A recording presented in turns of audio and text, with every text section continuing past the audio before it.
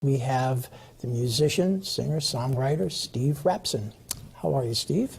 I am well. Thank you, John, for having me. You're more than welcome. It's great to have you here.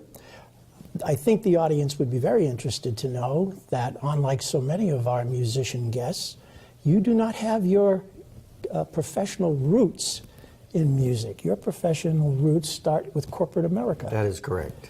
And what were you doing in corporate America? I worked for the Gillette Company for 22 years. I was the last Horatio Alger story at the Gillette Company.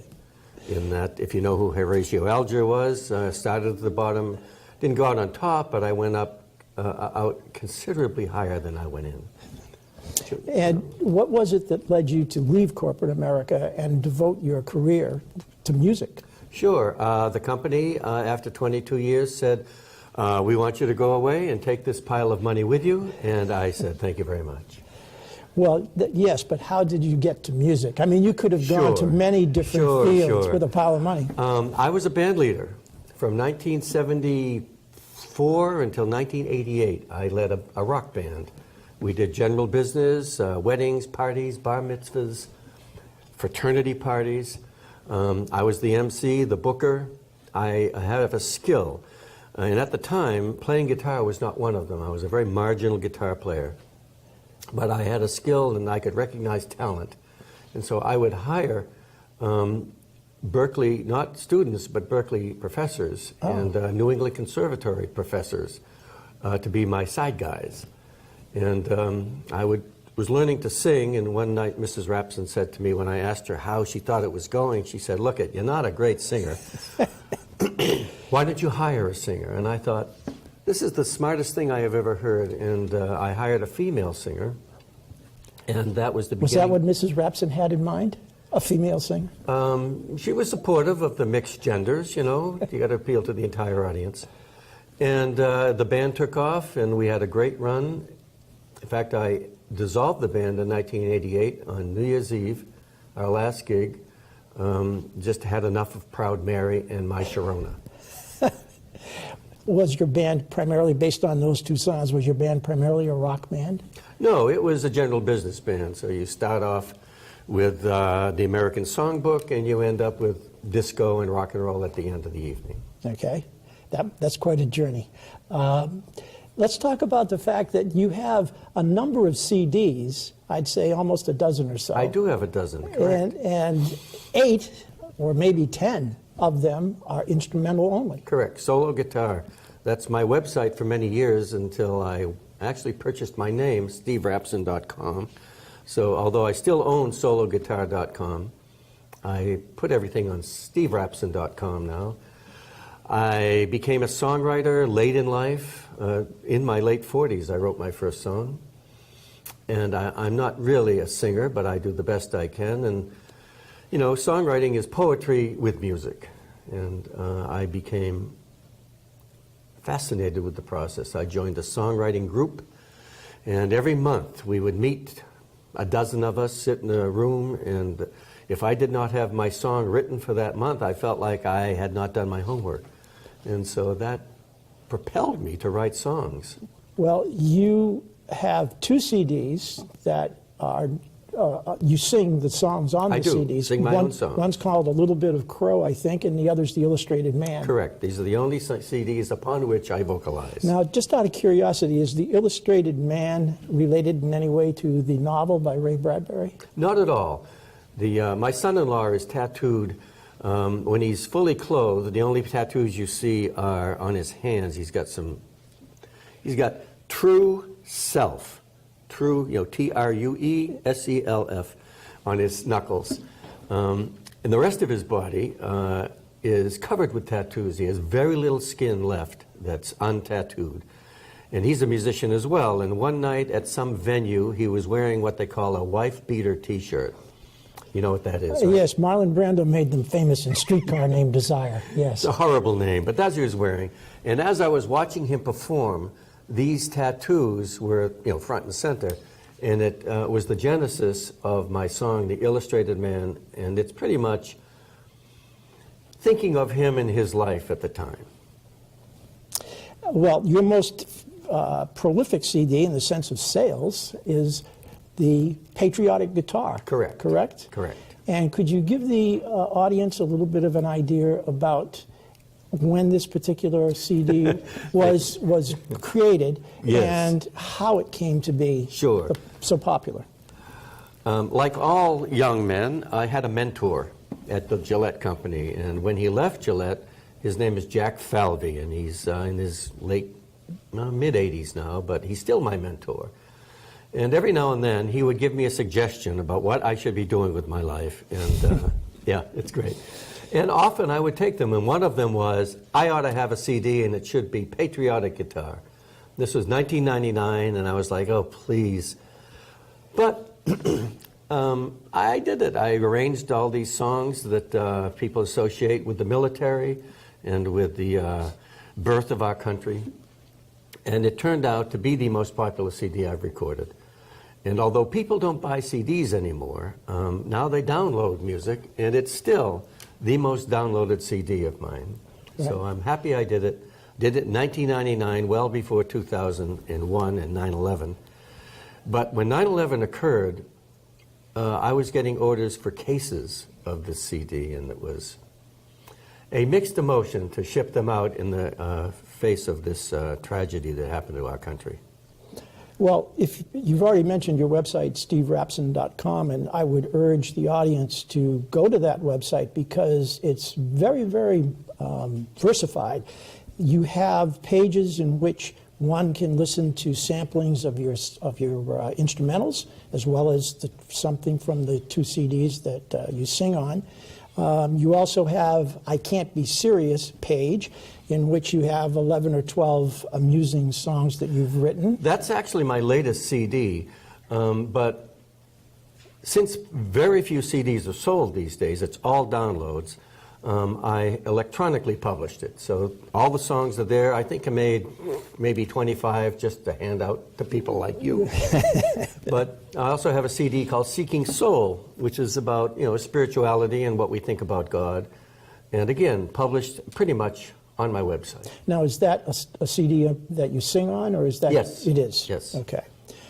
Besides being a singer-songwriter, you are also a writer.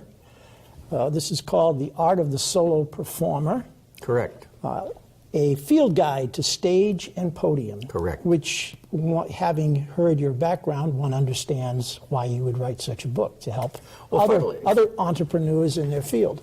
Funnily enough, I wrote that book because another mentor of mine suggested I should write it. I was doing speech coaching after I left Gillette, and I had a client who worked with me, and he was improving, and one day he suggested, I ought to have a book on public speaking. And since I was a television producer at Gillette near the end of my career and did a lot of advertising, and also was a band leader, I had some experience with how you comport yourself in front of the public. But when I came back to music as a soloist, I was totally ineffective. My hands shook, and I just was not performing to my standards. And by coaching others, I learned to coach myself, and working through what is the problem with being alone in front of an audience, and how does one get better. And so they say, I say that self-help books are first written to the self. And I've sold many of them, way more than my CDs, which I find totally annoying, but we take what we can. Well, we are about to see exactly how you have improved and how you now are going to be the living proof of the information that's in this book. Yes, this is called pressure, John, in case you're wondering. Well, we are so glad you're here tonight, and that the audience will have a chance to hear your music and some of your actual songs. Sure. Thank you. Okay. Well, thank you for having me here at Eastern Cable with my friends John and Kim at the board, and my new poet friend Miriam, and Mrs. Rapson in the background as always. We're going to start off with a song from my first CD on which I vocalized, which is called A Little Bit of Crow. I have the recipe for those who would want it. Write me at steverapson.com.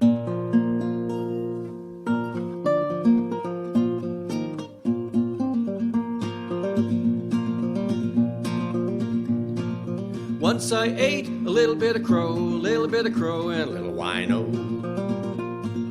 Once I ate a little bit of crow, it all went down with a little wino. Once I ate a little bit of crow.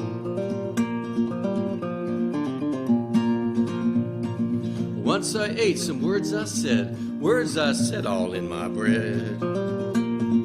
Once I ate some words I said, they all went down with Johnny Walker Red. Yeah, all went down with Johnny Walker Red. A little bit of crow, a little wino, words in my bread, and a little bit of red. A little bit of crow, a little wino, words in my bread, and a little bit of red. Yeah, once I ate a little bit of crow.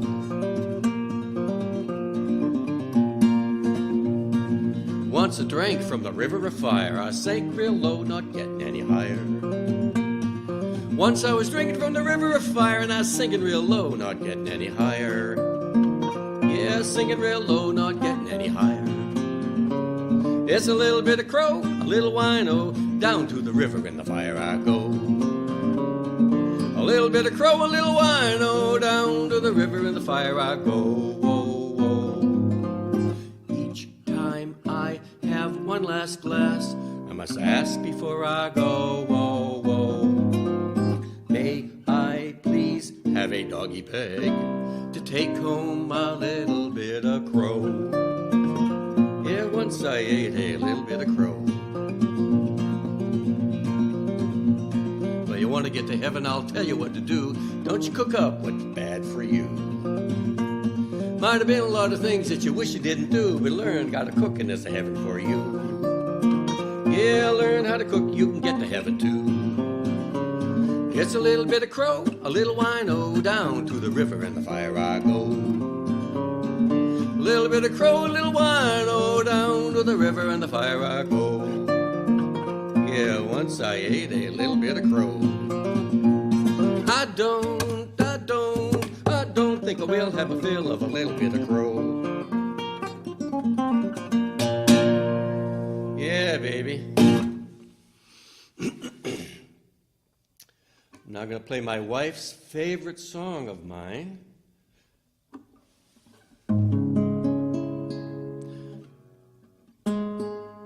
This is from my electronically published, meaning on my website, CD called Seeking Soul. And this is called I Am Yours.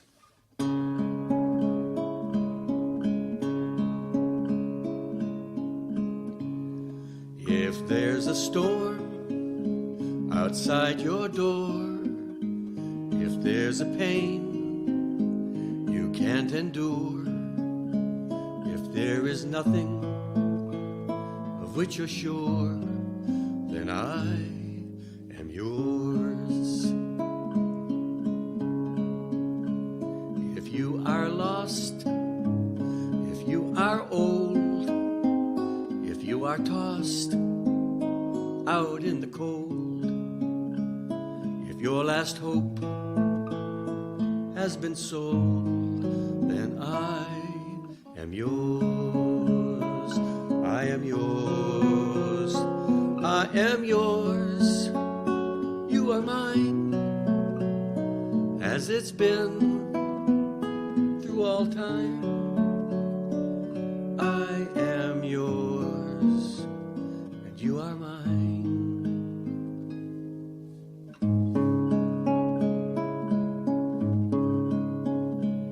And should you doubt that I am there, if you cry out in your despair, what's it all about? That's your first prayer, and you are mine. Oh, I am yours, you are mine, as it's been through all time. I am yours, you are mine, I am yours.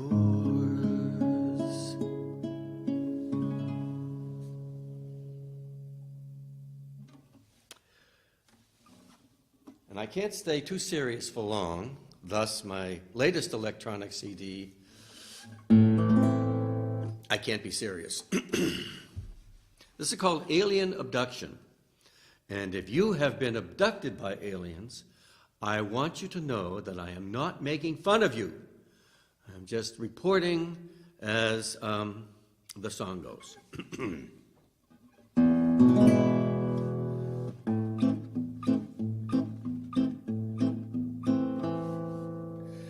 It was a dark and stormy night. The wind was blowing hard.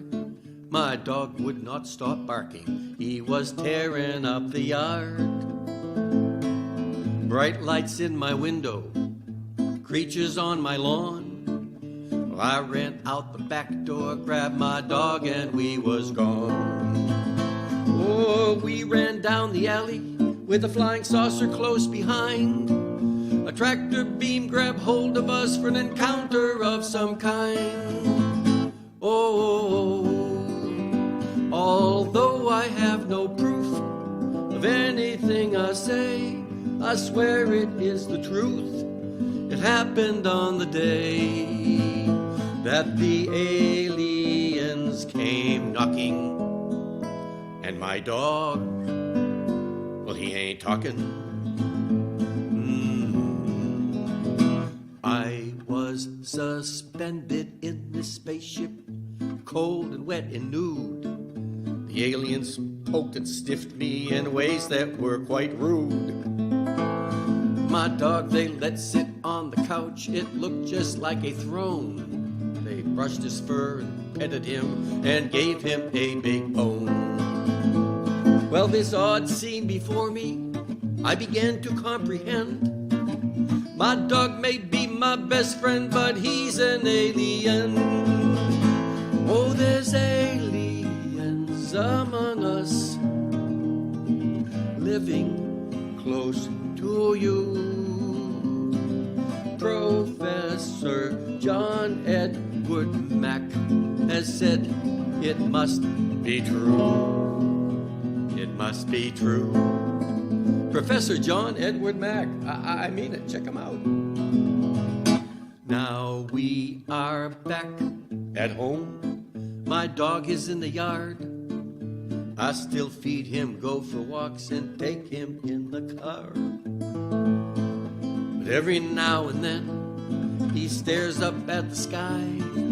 Then he looks over at me, and he winks one eye. Oh, oh, oh. Although I have no proof of anything I say, I swear it is the truth. It happened on the day that the aliens came knocking. And my dog, well, he still ain't talking. Whoa, whoa, whoa. No, my dog still ain't talking. Alien abduction. So the older I get, the more I write songs that have to do with that very condition of getting older. And this one I wrote, the most recent song I have written. It's called Never Been to Mexico.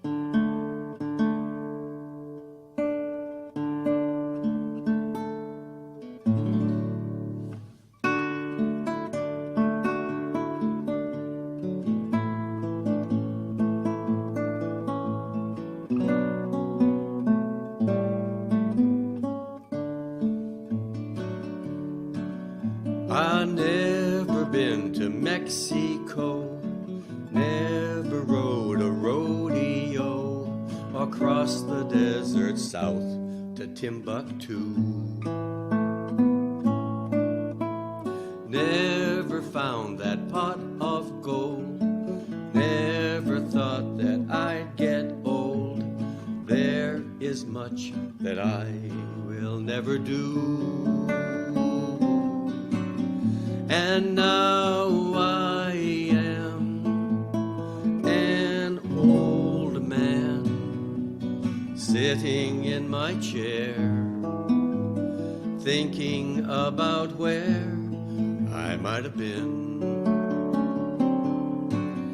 Yeah, I'm too soon old and too late smart. I'm looking for the light before the dark.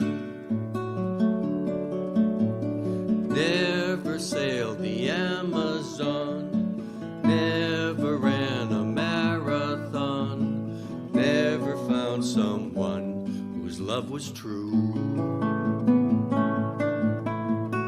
Never thought, never did what I was told. I was on that glory road where one day I met my Waterloo. Yeah, and now I am an old man, and I'm sitting in my chair, thinking about where I might have been. Yeah, I'm too soon old and too late smart. I'm looking for the light before the dark. And though my youth, it was misspent, and all my sins I now repent, I hope it's not too late to make my mark. For as long as I am here, I might as well get off my chair and find the light before it gets too dark. Oh, oh, I'll find the light before it gets too dark.